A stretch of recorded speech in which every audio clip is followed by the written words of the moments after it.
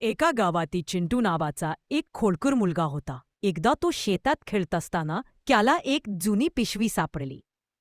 तो पिशवी उचलून घरी आणला. आई म्हणाली, "अगं, ही तर खूप जुनी दिसते, फेकून दे." पण चिंटू म्हणाला, "नाही आई, यात काहीतरी भारी गुपित आहे." रात्री जेव्हा सगळे झोपले होते तेव्हा चिंटूने पिशवी उघडली. आणि काय आश्चर्य! त्या पिशवीतून सोन्याच्या नाण्यांचा वर्षाव झाला. फीत! चिंटू खूप खुश झाला. पण त्याच्या मनात एक विचार आला.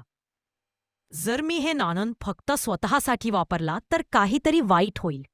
दुसऱ्या दिवशी त्याने गावातील शाळेसाठी टेबल खुर्च्या घेतल्या, मंदिर दुरुस्त केलं आणि गरीब मुलांना कपडे व खाऊ वाटला.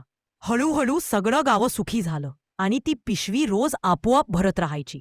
कारण चिंटूने ती सुखासाठी नव्हे तर लोकांच्या भल्यासाठी वापरली होती.